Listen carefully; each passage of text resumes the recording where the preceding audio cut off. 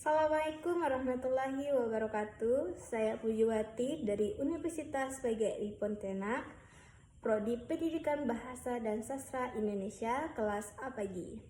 Saya sekarang semester 5 dan tujuan saya membuat video ini yaitu ingin menyampaikan keterkaitan antara Sekolah Penggerak K13 dan Kurikulum Merdeka. Ketiga sekolah ini yaitu adalah inisiatif dan kebijakan pendidikan di Indonesia yang bertujuan untuk meningkatkan kualitas pembelajaran. Berikut penjelasan masing-masing dan keterkaitannya. Yang pertama, Sekolah Penggerak. Sekolah Penggerak adalah program dari Kementerian Pendidikan, Kebudayaan, Riset, dan Teknologi atau Kemendikbudristek yang diluncurkan pada tahun 2021 untuk tujuan utamanya adalah meningkatkan kualitas pendidikan di sekolah-sekolah tertentu melalui pelatihan kepala sekolah, guru, dan pendampingan intensif selama 3-4 tahun. Sekolah ini diharapkan menjadi model untuk sekolah lain di wilayah sekitarnya. Adapun ciri-ciri sekolah penggerak. Yang pertama, menerapkan kurikulum merdeka secara bertahap. Yang kedua, berfokus pada pembelajaran berbasis kompetensi dan pengembangan karakter siswa. Yang ketiga, menggunakan asesmen yang holistik, tidak hanya ujian tetapi juga asesmen formatif. Yang kedua yaitu K13 atau Kurikulum 2013.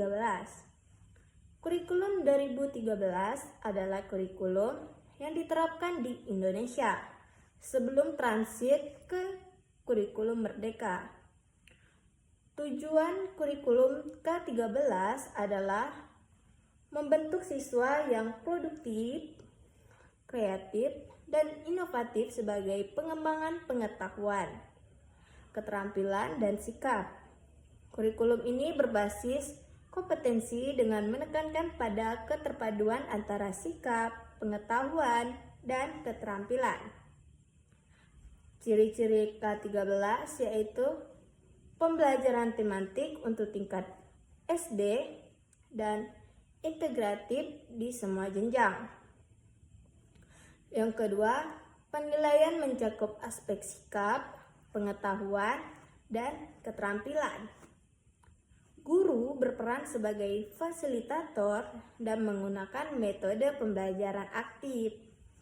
Selanjutnya, Kurikulum Merdeka. Kurikulum Merdeka merupakan penyempurnaan dari K13 yang dirancang untuk memberikan fleksibilitas kepada guru dan sekolah. Kurikulum ini menekankan pada kemerdekaan belajar, pembelajaran berbasis proyek, dan pembelajaran karakter sesuai dengan proyek dengan profil pelajar Pancasila. Sekolah dapat memilih penerapan kurikulum ini secara penuh dan bertahap, tergantung kesiapan.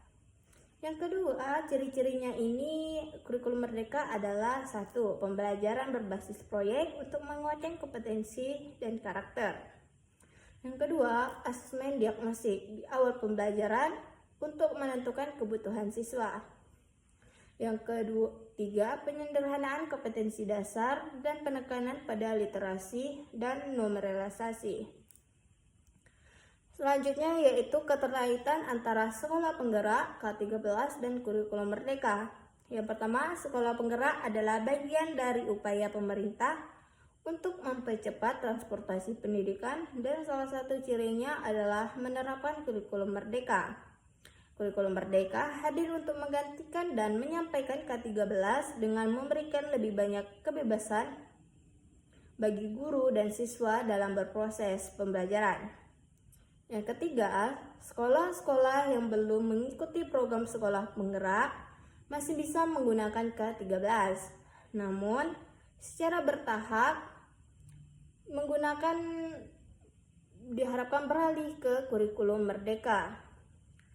Dengan demikian, Sekolah Penggerak berperan sebagai pelopor dan penerapan kurikulum merdeka. Sementara K13 merupakan dasar dari kebijakan sebelumnya yang disempurnakan dalam kurikulum baru. Baik, hanya itu yang dapat saya sampaikan. Saya Pujiwati pamit undur diri dan sampai jumpa.